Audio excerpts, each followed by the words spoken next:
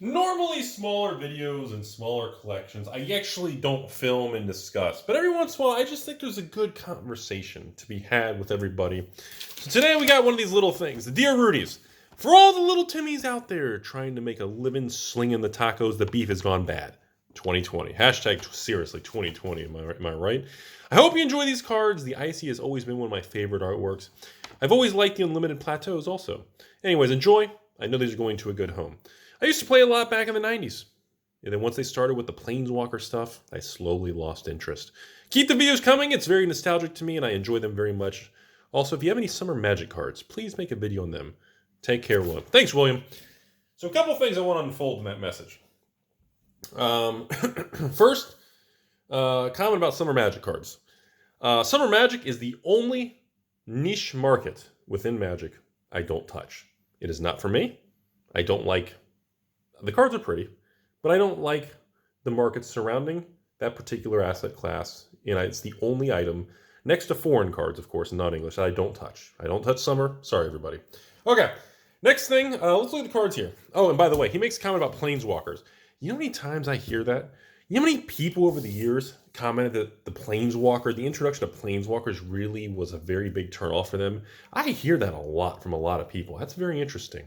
So again, just a tiny little collection, very well loved, not really much to, but I usually, like I said, I usually don't film and discuss these very much, but the fact that there's a comment about Summer Magic and Planeswalkers and things in addition to this, I thought it was a nice little video today. So calm, nothing dramatic, just learn a little bit.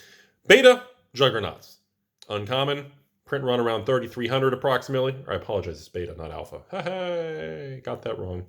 Print run, probably around 10,000-ish for the uncommon, so probably about 5,000-6,000 left in existence, of which maybe 1,000 are minty, if that. So beta Juggernauts, they're cool. I just think it's a cool card. Black Knights, it's a cool card. Oh, there's the fourth Juggernaut. Royally Assassin. Well loved, been through the dryer 3 times, 4 sidewalk fights, and of course 2 half pipes at the skate park. Well loved beta Royal. Not much to say about it, except again, it's a beta card. It's a beta rare. You know, alpha rare is 1,100, beta rare is 3,300-ish, plus or minus a few percent, and there you go. I think, you know, as the years progress, my personal stance remains very firm, giggity, and that is that, you know, ABU cards, especially the rares, not as much as the uncommons over here, but the rares and ABU are just so rare and difficult to find. I just don't think a lot of the market has fully woken up and appreciated that. And I think, I just think it's one day really going to get there. I don't know if it's going to be some sort of big influencer type thing, like the Pokemon world went through with some of these other collectibles. But I do think the market will self-correct. I don't know if it's going to be a week, a month, or another 5 to 10 years. I have no idea. But that's my personal opinion. That's where I really stand on those products. Okay, so Unlimited Icy Manipulators. Keep in mind, Unlimited Icies have the darker brown framework, similar to the betas. That is why the Alpha Icy is always one of my ultimate pet peeve cards, because it's the only ABU original artwork card that you can get the regular nice light brown color like the Juggernaut here, because all the beta and Unlimited Icies had that overly dark saturation color on the brown. I was never really a big fan of that. Same thing with the collector's edition, the Ice and the CE. So that makes the Alpha Icies very distinctive. Obviously, you can't you can't take a beta Icy and clip the corners or reback it or do anything, because the coloring is so dramatically different. You just can't get away with it, because again, if you look at the correct brown, light brown tint versus the overly dark brown color, there's not even a close thing here.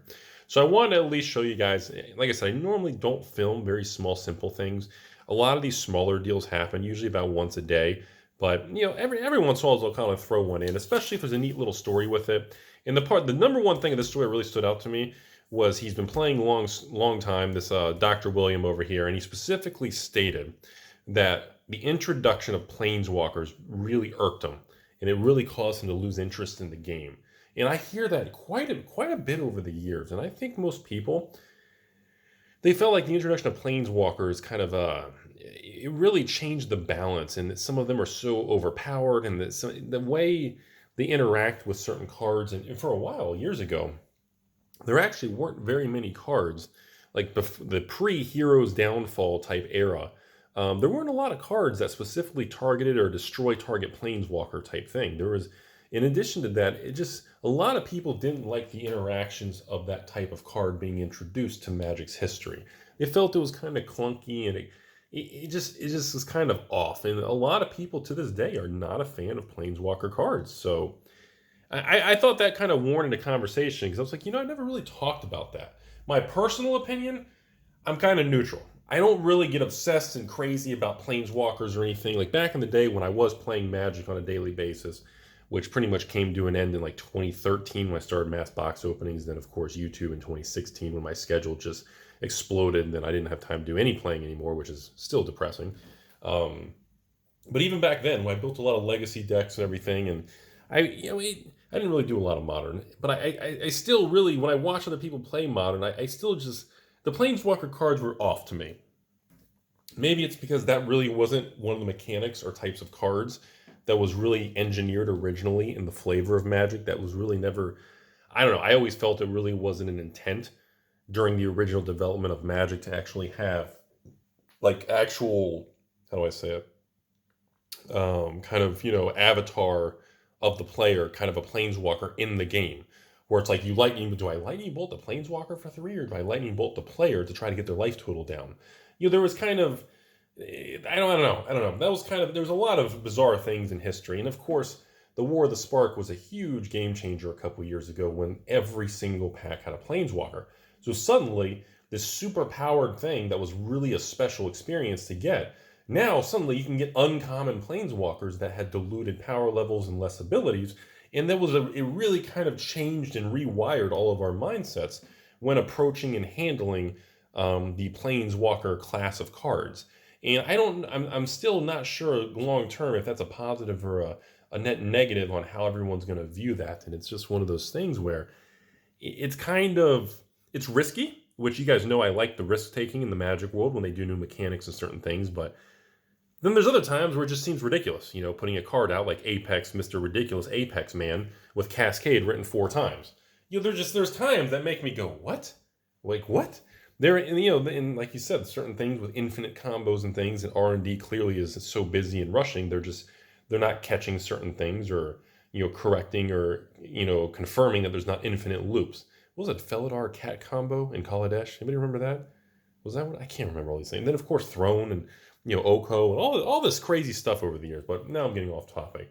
Point is, normally smaller videos like this with small, well, I have to consider kind of very short collections. I usually don't film and discuss it, but the fact this guy made comments to me in his little story about Summer Magic and specifically the Planeswalkers really sparked a little bit of a video here today. And obviously, cards like this and little stuff you see in the videos, I appreciate all the context always, but again, any old Magic cards, vintage cards, or reserve lists, you guys know are not for sale. It doesn't change, and I appreciate the continuing contacts and questions on that, but it is what it is. As far as the cards, I do want to make one last comment here before I end my video and on the unlimited cards.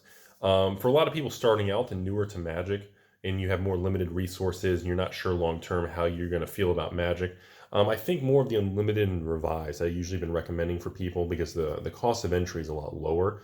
These alpha beta things, they've moved up so much. I usually recommend people, like I said, if you want to get into old school cards, I always recommend the first thing you should do is get yourself a set of revised dual lands. I still believe that's like the introduction. That's the thesis. That's the introductory paragraph of the essay or the novel. You got to have the core component, the cornerstone of the building. You know what I mean? After that, I always felt that kind of dabbling and slowly spreading in different legacy reserve list cards, maybe some Urza stuff, maybe starting to look at the 4 Horsemen. Make sure you learn and understand the stuff. You got to remember, Magic is going to be approaching 30 years old here in the next 24 months. And you have to remember, it is a very deep and complicated game, and you must be very cautious in jumping into these things and know what you're talking about. Because like I said, if this was an Alpha 10, this thing would be like $10,000. If it's damaged and played, it could be $200-300. So the price swings are so dramatic, you need to be well informed. Because you can lose money, and you just need to be educated and take your time. Don't have FOMO, don't rush it. Be calm and collective and learn about this stuff. That's the best piece of advice I can give everybody. This is a lifelong decision being a part of this hobby, and you can't rush it. Giggity.